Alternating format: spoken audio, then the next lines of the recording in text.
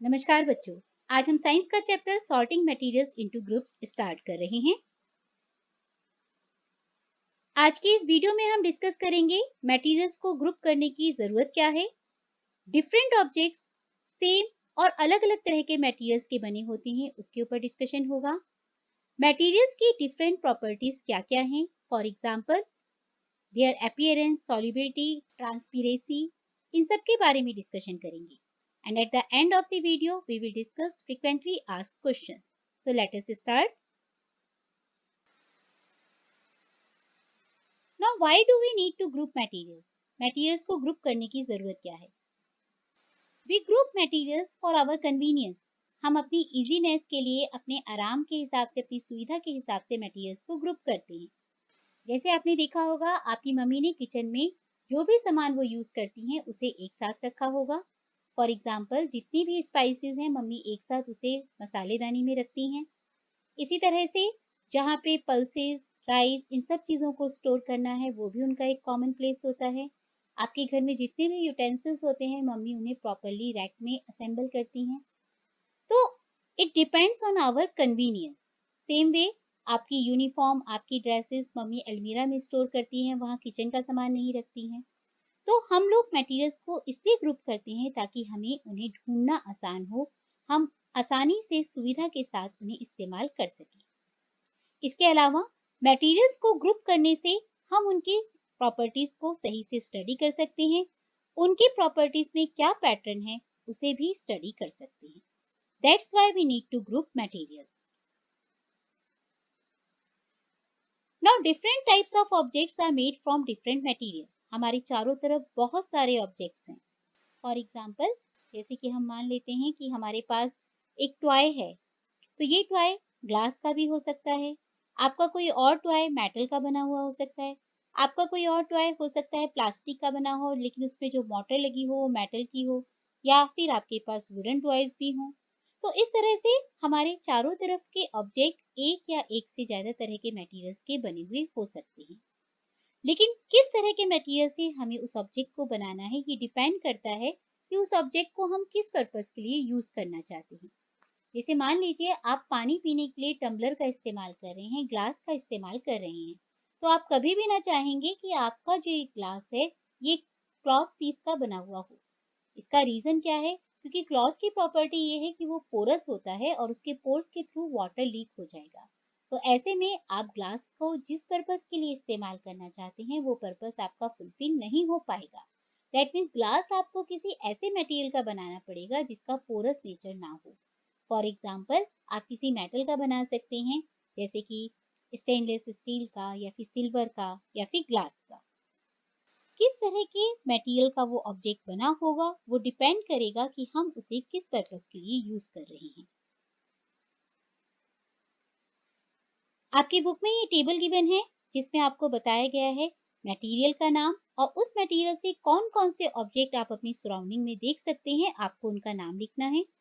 For example would हमारा material है और हम अपनी सराउंडिंग में देखते हैं कि वुड से चेयर बनती है, टेबल बनती है, किसान लोग जो प्लग यूज करते हैं वो भी इसी से बनता है, बुलक कार्ट्स बनती हैं। सेम वे पेपर अगर हम मटेरियल चूज करें तो पेपर से बुक्स बनती हैं, नोटबुक्स बनती हैं, न्यूज़पेपर बनता है, toys, calendar, all these things are made up of paper. Means material same है लेकिन आप उससे अलग अलग तरह के ऑब्जेक्ट्स बना रहे हैं। इसी तरह से अगर आप लेदर को लेते हैं तो लेदर से आपकी मम्मी का पर्स भी बना हुआ हो सकता है, शूज भी बने हुए हो सकते हैं, सैंडल्स भी बनी हुई हो सकती हैं, बेल्ट्स भी बनी हुई हो सकती हैं। So many things in our daily life we are using which are made up of leather. Same way plastic. Plastic अब हमारी लाइफ का एक बहुत ही इम्पोर्टेंट पार्ट बनता जा रहा है। हम बहुत सारी चीज़ें ऐसी इस्तेमाल करते हैं घर में जो कि प्लास्टिक्स की बनी हुई होती हैं, क्योंकि ये लाइट वेट होता है, इसमें रस्टिंग नहीं लगी होती है, तो इसलिए हमारे लिए बहुत ही यूजफुल है। जैसे कि घर में इस्तेमाल होने वाली बकेट हो, मग हो, कॉम हो, so many things we are using in our daily life which are made up of plastic. Now properties of material. Properties of material के हिसाब से हम उनकी ग्रुपिंग कर सकते हैं। फर्स्ट प्रॉपर्टी है अपीयरेंस, मीन्स देखने में वो मटेरियल कैसा दिखता है। कुछ मटेरियल शाइनिंग करते हैं, कुछ डल सरफेस के होते हैं, कुछ हार्ड होते हैं, कुछ सॉफ्ट होते हैं, कुछ स्मूथ होते हैं, कुछ रफ होते हैं. So all these properties come in the appearance of the material. Second thing is solubility. Solubility मतलब हम किसी लिक्विड में जब उस मटेरियल को डालते हैं तो वो डिसॉल्व होता है या नहीं. इस प्रॉपर्टी के बेसिस पे हम मटेरियल्स को ग्रुप कर सकते हैं. Next density. Density means heaviness of the object. तो हैवीनेस ऑफ द ऑब्जेक्ट के हिसाब से हम ऑब्जेक्ट को हैवियर या लाइटर दो ग्रुप्स में डिवाइड कर सकते हैं. ट्रांसपेरेंसी. ट्रांसपेरेंसी मीन्स उस ऑब्जेक्ट के थ्रू लाइट पास होगी या नहीं, और इसके बेसिस पर हम ऑब्जेक्ट को ट्रांसपेरेंट, ट्रांसलूसेंट और ओपेक ग्रुप में डिवाइड कर सकते हैं. So now let's study all these properties one by one. First is appearance. ज्यादातर मटेरियल सब एक दूसरे से बहुत अलग अलग लगते हैं. फॉर एग्जाम्पल कुछ मटेरियल हार्ड होते हैं, कुछ सॉफ्ट. हार्डनेस का मतलब क्या है? हार्डनेस का मतलब कि अगर हम उस सब्सटेंस को कंप्रेस करना चाहें, दबाना चाहें, तो वो आसानी से ना दबे. तो ऐसे में हम कहते हैं कि वो ऑब्जेक्ट हार्ड है. फॉर एग्जाम्पल आप मेटल की कोई भी चीज लेते हैं और उसे कंप्रेस करने की कोशिश करेंगे तो वो कंप्रेस नहीं होगी, इसलिए हम कहते हैं मेटल्स आर हार्ड. सॉफ्टनेस जैसे इसकी अपोजिट प्रॉपर्टी है. दैट मीन्स हम सब्सटेंस को आसानी से कंप्रेस कर सकते हैं. उसमें हम फोर्स लगाएंगे तो वो बहुत आसानी से दब जाएगा और उसकी शेप चेंज हो जाएगी. And that property is the softness of the material. For example sponge, cotton, ये सब सॉफ्ट मटेरियल्स हैं. इस पिक्चर में आप देख सकते हैं कुछ सॉफ्ट मटेरियल, जैसे हमारे टेडी बियर बहुत ही सॉफ्ट मटेरियल के बने हुए होते हैं. In our homes the acrylic blankets which we are using are also very soft. इस पेज पर आप हार्ड मटेरियल्स की पिक्चर देख सकते हैं. स्टोन्स, ये हम लोग बचपन में गेम खेला करते थे. पिट्ठू आप लोग बोलते हैं जिस गेम को, जिसमें हम एक के ऊपर एक स्टोन्स को रखते हैं. तो ये सभी स्टोन्स हार्ड हैं क्योंकि हम इसे आसानी से कंप्रेस नहीं कर सकते. सेम इसी तरह से ये मेटल रॉड्स भी हार्ड हैं, जिन्हें कंप्रेस करने पर उनकी शेप चेंज नहीं होगी. इसके अलावा अपीयरेंस के हिसाब से हम कह सकते हैं कि कुछ सरफेसेस स्मूथ होती हैं और कुछ रफ. स्मूथ मीन्स जिन्हें आप छुएंगे तो चिकनी चिकनी आपको महसूस करेंगे, एकदम स्लिपरी सेंसेशन आपको मिलेगा. और रफनेस मीन्स इरेगुलर सरफेस. ऐसी सरफेस जिसे आप छुएंगे तो आपको खुरदरी महसूस होगी, उसे हम रफ सरफेस कहते हैं. आइए एक एक्टिविटी के थ्रू देखते हैं कि किस तरह से हम स्मूथ और रफ सरफेसेस को पहचान सकते हैं. पेज ऑफ ए नोटबुक, आप इसे छूकर महसूस करेंगे तो कुछ कॉपी का पेज बहुत ही स्मूथ आपको महसूस होता है और कुछ का रफ. सिल्क क्लॉथ, आप छुएंगे तो बहुत ही स्मूथ सरफेस नजर आएगी, लेकिन अगर जूट का क्लॉथ होगा तो सरफेस रफ होगी. डस्टर, डस्टर में जो स्पंज है आप इसे टच करते हैं, it is rough in nature. Mirror, mirror की सरफेस को आप टच करेंगे, एकदम स्मूथ सरफेस होगी. स्टोन या रॉक, इसे आप टच करेंगे तो छूने में रफ सरफेस मिलेगी आपको. Pencil, it's smooth. And this rubber mats, इसमें जानबूझकर डिजाइन ही ऐसी बनाई है कि सरफेस रफ हो ताकि आपका आसानी से पैर इसमें स्लिप ना हो. देन मार्बल्स, हम सब ने खेला है इन मार्बल्स को. तो कुछ मार्बल्स ऐसे होते हैं जो बहुत ही स्मूथ होते हैं और कुछ की सरफेस आप देखते हैं रफ भी होती है. नाउ सैंड, आप हाथ में लेके फील करेंगे तो आपको इरेगुलर सरफेस मिलेगी, रफ सरफेस मिलेगी. सैंड पेपर, इसे टच करके महसूस करें, again it is rough in nature.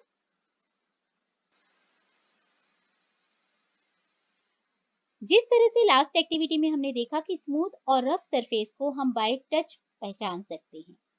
जो सरफेस छूने में एकदम चिकनी होती है दैट इज स्मूथ, जिसमें कोई इरेगुलरिटीज नहीं होती, और जिसमें इरेगुलरिटीज होती हैं वो सरफेस होती है रफ, छूने में खुरदरी महसूस होती है. इसी तरह से अपीयरेंस के हिसाब से हम सब्सटेंस को शाइनिंग या नॉन शाइनिंग सब्सटेंस के ग्रुप में भी बांट सकते हैं.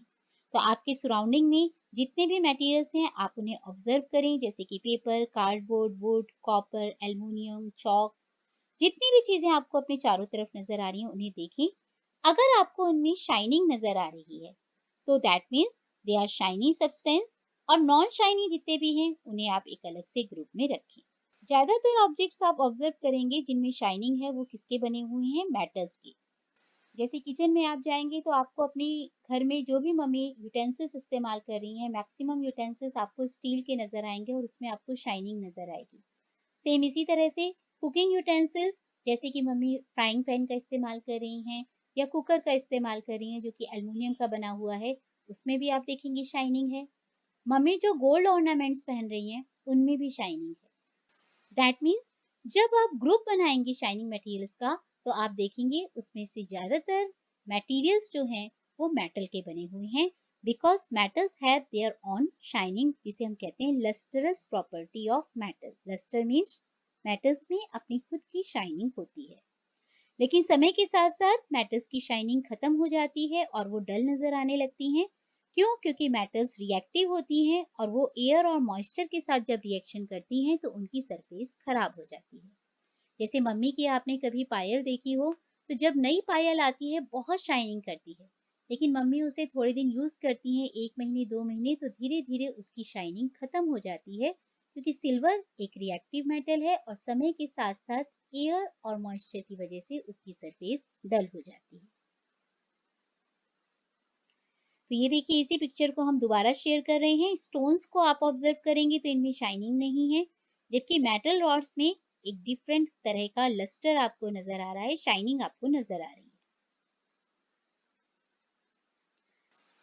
मटेरियल्स की नेक्स्ट प्रॉपर्टी आ जाती है उनकी solubility, whether the material is soluble और insoluble in a given liquid. अब इस एक्टिविटी के लिए आपको क्या करना होगा, आपके सराउंडिंग में से आप कुछ भी सॉलिड सब्सटेंसेस को कलेक्ट करेंगे, जैसे sugar, salt, chalk powder, sand, sawdust. इसके बाद 5 ग्लासेस लेंगे, उसे वाटर से 2/3 फिल अप करेंगे और ये मटेरियल वन बाय वन एक एक ग्लास में डालते जाएंगे।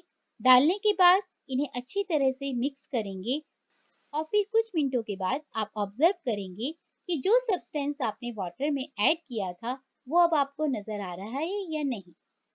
अगर वो नजर आ रहा है, दैट मीन्स वो सब्सटेंस सॉल्युबल नहीं है, और अगर वो घुल गया है, डिसॉल्व हो गया है, आपको नजर आना बंद हो गया है, that means that substance is soluble in the given liquid.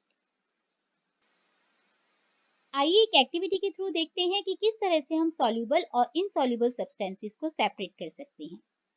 इस एक्टिविटी में आपको 3 ग्लासेस ऑफ वाटर चाहिए और 3 बाउल्स में हमने 3 सब्सटेंसेस लिए हैं, sugar, salt and sand. Sand की 1 स्पून आपको फर्स्ट ग्लास में डालनी है, सेकेंड ग्लास में आपको शुगर डालना है 1 स्पून एंड थर्ड ग्लास में आपको 1 स्पून सॉल्ट डालना है। इसके बाद इन सभी को अच्छी तरह से मिक्स करना है। इन सभी मटेरियल्स को अच्छी तरह से मिक्स करने के बाद थोड़ी देर के लिए मिक्सचर को आपको छोड़ देना है और फिर इन्हें ऑब्जर्व करना है। आप देखेंगे जितना भी सैंड था वो वाटर के ग्लास में नीचे जाके सेटल हो गया, जबकि शुगर और सॉल्ट आपने जिस ग्लास ऑफ वाटर में ऐड की थी उनके नीचे कुछ भी सेटल नहीं हुआ। That means sugar and salt पूरी तरह से वाटर में सॉल्युबल हो गए, जबकि सैंड वाटर में इनसॉल्युबल है।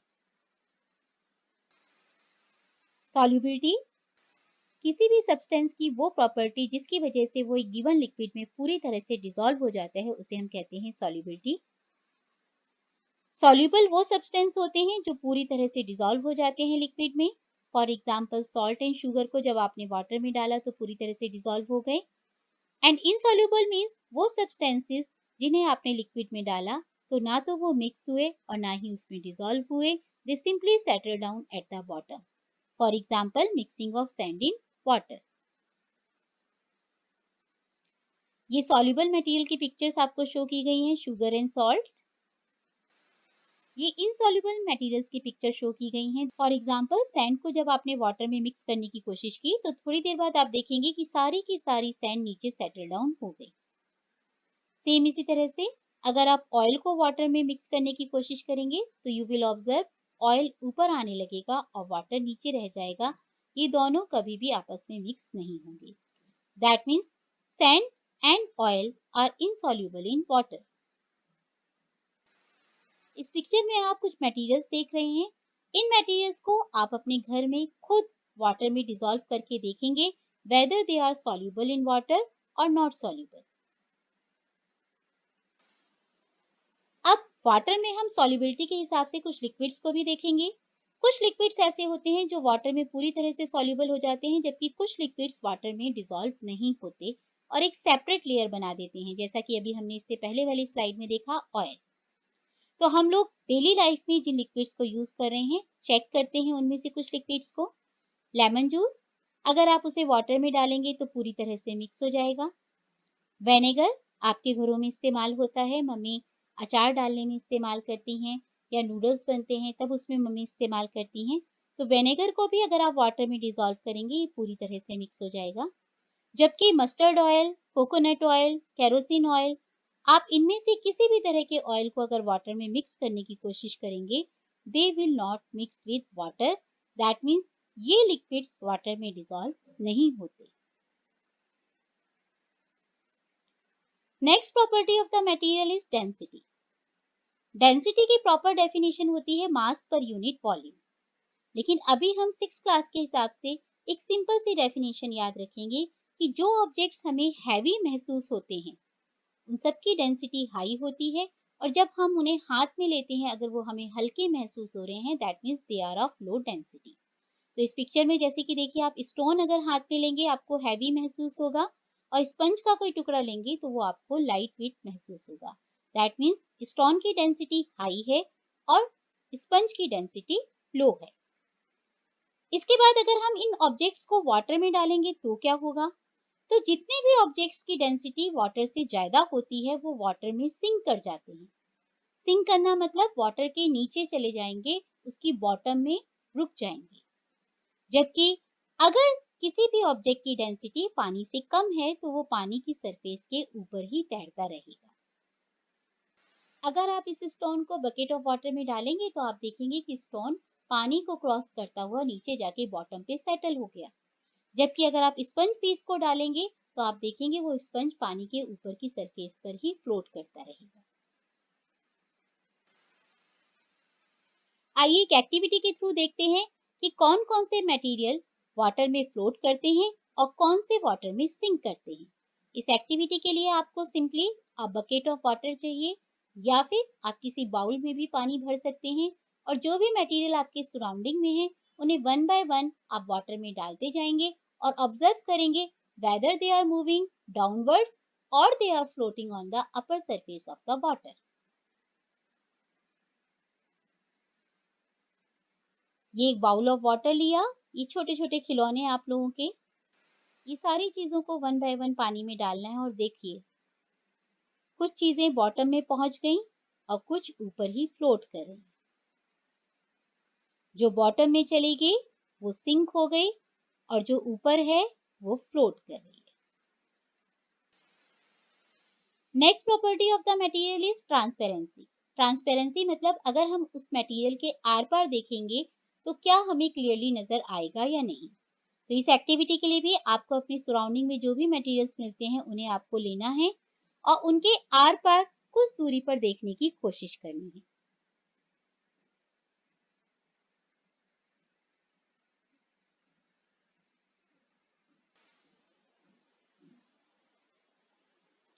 आइए एक एक्टिविटी के थ्रू देखें ट्रांसपेरेंट, ट्रांसलूसेंट और ओपेक मटेरियल को कैसे पहचानना है।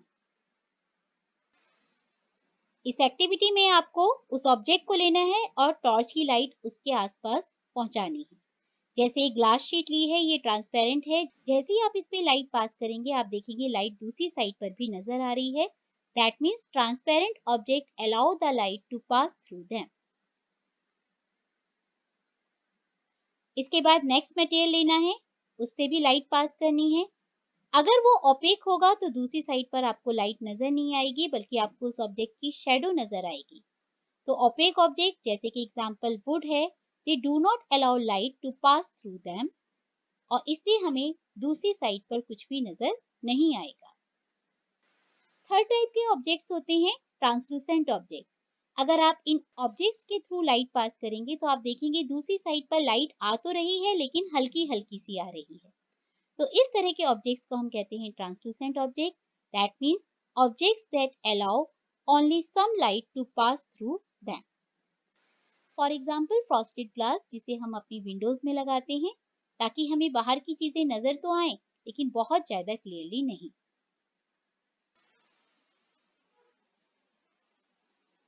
On the basis of transparency हमने ऑब्जेक्ट को 3 ग्रुप में डिवाइड किया। ट्रांसपेरेंट मीन्स वो ऑब्जेक्ट जिनके आर पार लाइट एकदम क्लियरली पास होगी और हम उनके आर पार आसानी से देख पाएंगे। फॉर एग्जाम्पल ये ग्लास से बने हुए कुछ मटेरियल हैं जिनके आर पार हमें एकदम क्लियरली नजर आ रहा है। इसी तरह से एयर, वाटर, ये सब भी ट्रांसपेरेंट है क्योंकि इनके आर पार हम आसानी से देख सकते हैं।